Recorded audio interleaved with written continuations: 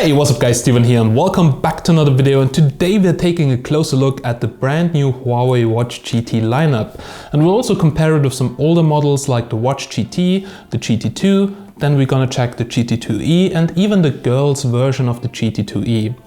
So well, over the last year I've tested quite a lot of different smartwatches from Fossil, Galaxy Watch, Apple Watch, and I really have to be honest, I think Huawei has a really good mix there and it's a perfect all-around smartwatch which is also not too expensive. And I've tested the GT2E now for around 2 months, so I did everything. I was on my motorbike, in the shower, on my bike, indoor workouts, and actually it's a really cool smartwatch. And today, well, we're gonna check out which of the smartwatches is the perfect fit for you.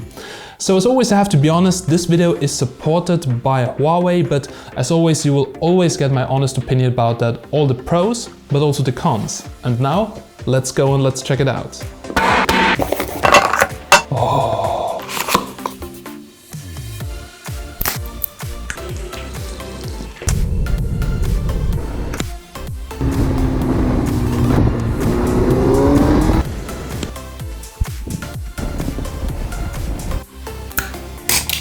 With the P40 Pro, Huawei has also released a new smartwatch.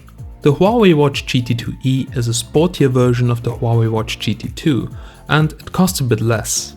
The E model is based on the 46mm version of the GT2 and has the same 1.39-inch AMOLED display with 454x454 pixel resolution. The bezel, however, is a bit thicker and the whole watch is a bit bigger. Another change is the integrated TPU wristband, which is perforated to improve breathability. The body is made out of stainless steel and it's rated at 5 ATM water resistance. It also comes with the same chipset, the Kirin A1, which allows up to 2 weeks of battery life. In my daily usage I got between 9 to 12 days of battery life, if I haven't used GPS too much. If you're using GPS tracking for exercises all the time, the watch can last a total of around about 30 hours. Another cool feature is listening to music over Bluetooth, but battery life is around a day for that use case. The watch has 4GB of internal storage, which is enough for roughly 500 songs. While the GT2 has an integrated speaker and microphone for also calls, the GT2E is missing that feature, but Huawei earbuds work great with it. The GT2E can track all sorts of exercises, from skateboarding to swimming, rock climbing, indoor activities, and I've even used it to track my route on my motorbike tours. Even at higher speeds, the GPS is working quite good. The SpO2 sensor allows the watch to calculate your VO2 max. Now, higher readings mean here better endurance. It's also able to monitor all your workouts, as the watch tracks your progress through your weekly exercises. It will report the training intensity and recovery times. I'm not a too sporty guy, so I've personally not used it a lot. However, the SpO2 sensor is quite accurate, but it takes quite a lot of time to measure it compared to devices made especially for that. However, it's a nice feature and cool to have though, and that Huawei implemented it via software is really amazing. So I've mostly used my smartwatch to track my kilometer count and route via GPS when going on bike tours, and to see my heart rate when running or cycling, and also to listen to music without my smartphone. Now, I'm not a big fan of sleep tracking or stress monitoring, as I personally think it is kinda useless for me. Also, I put my watch usually at night in do not disturb mode, because it's sometimes really annoying when the display lights up at night when you get a notification.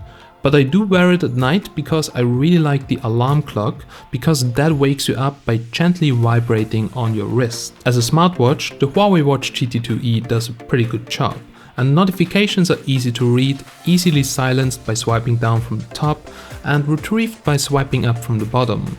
However, notifications are very basic, and there is no answering, quick reply or two-way calling from the watch itself. There's also no contactless payment feature here.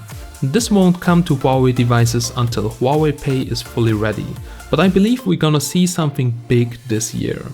Also, there are not really too many third-party apps and services beyond sharing it with HealthKit, and also there is no Strava support. But still, overall, it's one of my favorite smartwatches for sports, as it's super basic, looks really great and operates really fast. And now let's do a comparison between all the different watches. Alright guys, so let's get started for the ultimate comparison. I want to start right in with updates. Now people have asked me, does Huawei provide updates for their smartwatches? And as you can see, I actually got an update for my smartwatch here on the iPhone. I can decide to do it right now or to do it later, and we'll do it right now during this video so you can see actually how such an update looks like. You have the changelog right over here, you hit the update button, then it's copying everything to the smartwatch. This can take some time, but well, Huawei is really providing frequent updates, and I've also heard that they are working on implementing new features via updates, and as you can see, pretty huge changelog. So here we have the feature for SpO2 measuring, and yeah, improves system stability and stuff like that. Alrighty guys, now here we have basically all the Huawei smartwatches I've tested. Now it started with the Huawei Watch GT. So this is still a very fantastic smartwatch because you can actually get it for a very cheap price right now. They retail used for like 50, 60 euros, and it's still a really good all-round smartwatch. Now, the recent smartwatch is actually the Huawei Watch GT2, which is currently updating right now. So there's also the Honor Magic Watch, and I did a full comparison between the Honor Magic Watch and the Huawei Watch GT2. You can watch it on my channel. Actually, these watches are incredibly similar. The Honor Watch is a little bit cheaper, and I think the design on the Honor Watch looks, at least from my opinion, a little bit better than on the GT2. But the GT2 is a fantastic looking smartwatch, and actually the black GT2 is my favorite smartwatch from all of them. I'll just let you know why in a second. Alright, but actually what we're looking at today are the brand new Huawei Watch GT2E watches. Now I have one of them connected to my P40 Pro and one of them to the iPhone to showcase basically that you can use this watch on iPhone and on Huawei smartphones and Android smartphones. So actually the Huawei Health app is working on both devices very well. For sure there are differences between iPhone and Android, but I will just show you that in a second. Now let's go a little bit in depth on the differences from the outside before we have a look at the features. So well, when we are comparing the Huawei Watch GT2 with the GT2E, then you can see that actually the GT2E, and this is something that annoys me a little bit about this watch, is that you cannot put it flat on the table. So it always will, wobble and actually fall. And this is because it has a new design. If you check this out, as you can see, you cannot make it 100% flat. So this is also the reason why you cannot take any strap and exchange it with the smartwatch, because as you can see, the strap is here slightly different than, for instance, on the GT2E or on the Honor Magic Watch. So it has that little cut in here. Now, if you want to change the strap, then you need to get special straps for the GT2E. And yeah, there are some differences from the outside as well. So on the GT2, we actually have those round buttons, as you can see, which you can also rotate. It's a little bit curved here, and I think it looks very elegant. Now, the scanner at the bottom, so it's basically the same scanner. So the heart rate scanner, absolutely the same. As you can see, the size is pretty much the same. The software is pretty much the same. So there's just that huge difference in terms of design. Now, if you take a closer look, then you can see also the glass here on the GT2E is a little bit curved, but not that much like on the GT2. Then also, actually, the markings are more visible on the GT2. So this is something I like more.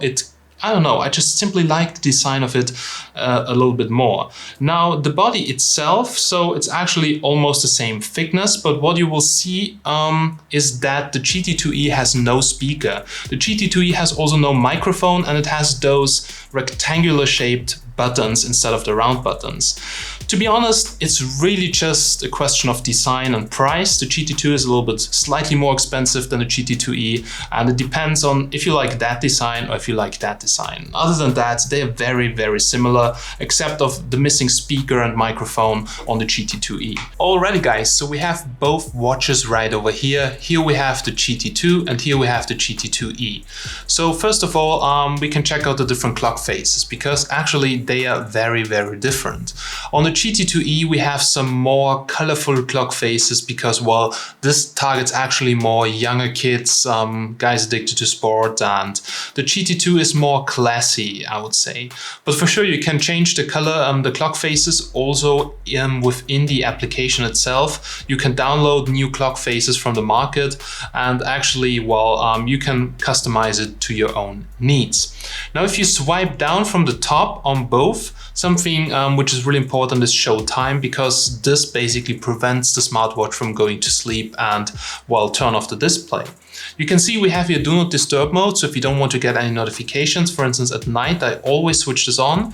We have find my phone, then actually the phone will ring, so this, here you can hear it. So right now, well, yeah, the phone is ringing, so you can actually find it. Then here we have alarms. You can set a couple of different alarms. I think it's maximum 5 alarms. Now the GT2 has a speaker, so it also makes a sound for you to wake up, and the GT2E just vibrates. So that is basically the biggest difference. All right, then let's go back here. Other than that, you can see here we have the Bluetooth symbol, if it's connected or not connected.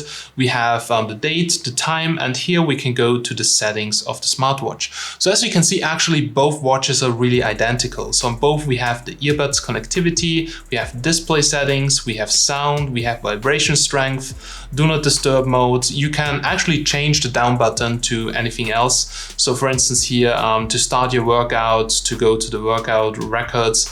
So you can actually rebind it to anything you want. I usually have it on start a workout because this is really convenient. We also have here the system settings, but while they're very basic, like disconnect. If you want to change the smartphone, you have to reset the smartwatch, and yeah, that's how it works. Alrighty guys, then let's go quickly back to the main menu. If we swipe here through the pages, then you can see we have here the heart rate monitor.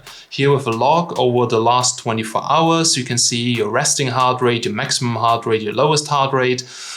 We have the weather, which is also on both, but it's actually right over here. It only works when you're connected to your smartphone for sure. Then we have the stress monitoring. This is actually something I don't use quite often, and it enables basically. Then right over here we have the stress monitoring, as you can see, and this is something I don't use a lot because, well, I know when I have stress, I don't need a watch to tell me that. Then here we have the integrated speaker of the GT2. So as you can see, this is the sound. You can adjust the volume. This is currently maximum volume.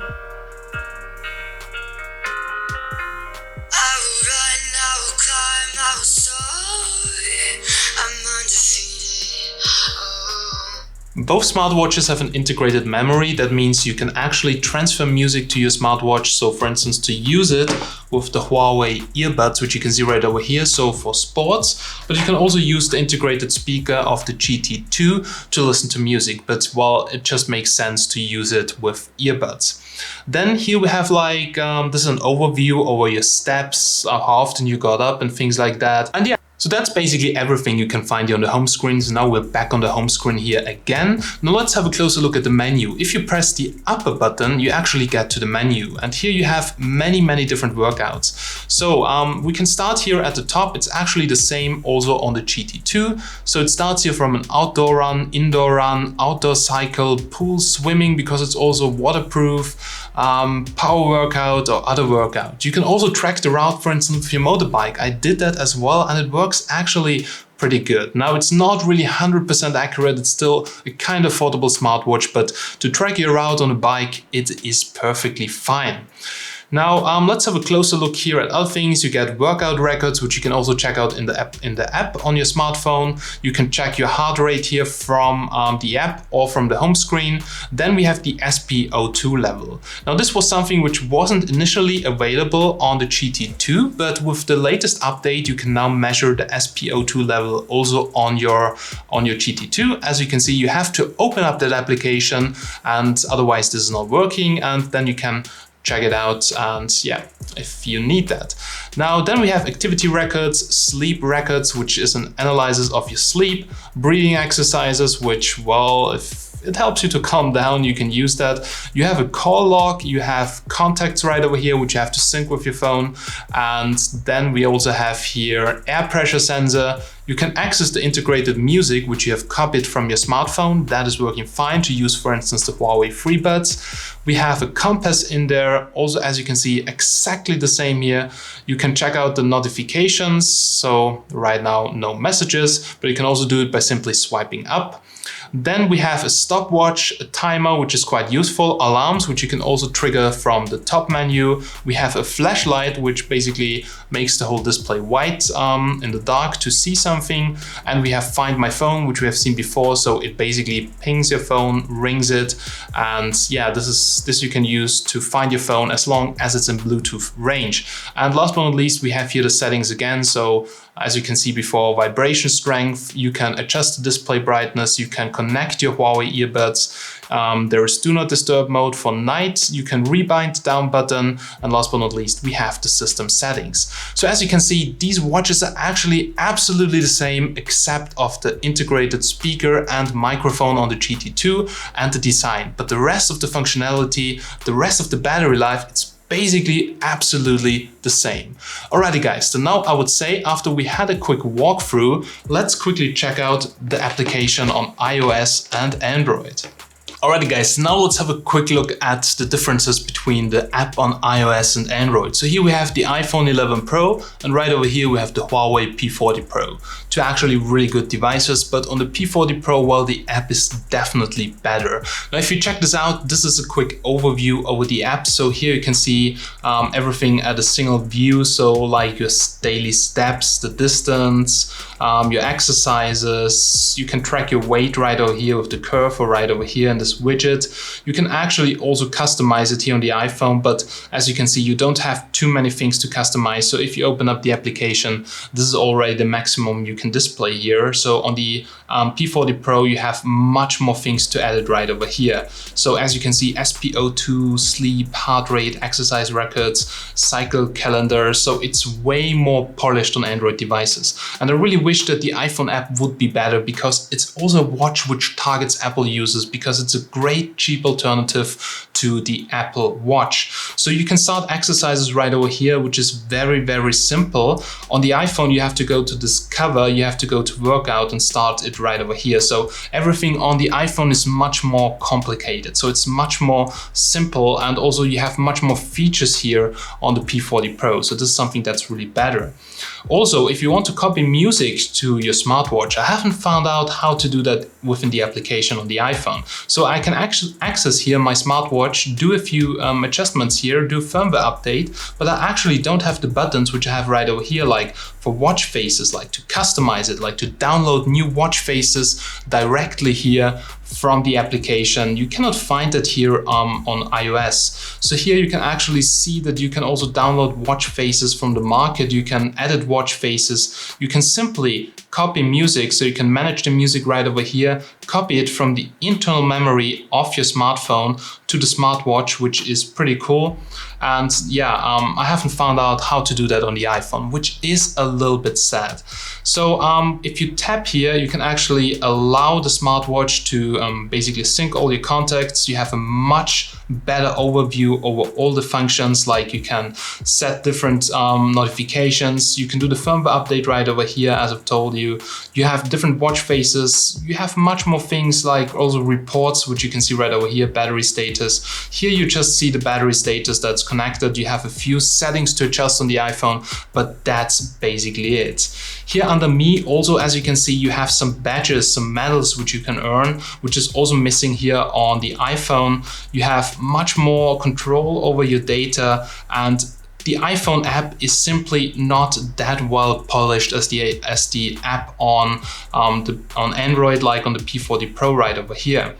Now, I really wish that Huawei would step up the game and also make the same functions available on iOS. That would be really, really great, because the controls you have over your watch right over here are much more and much better. So if you check this out here once again, you have so many things. You can even set the alarms on your smartphone if that's too complicated on your watch. You can control the whole music. You can check out the whole health monitoring, enable true sleep, activity reminder. So it's much more flexible and you get the full potential out of the smartwatch if you have an Android phone.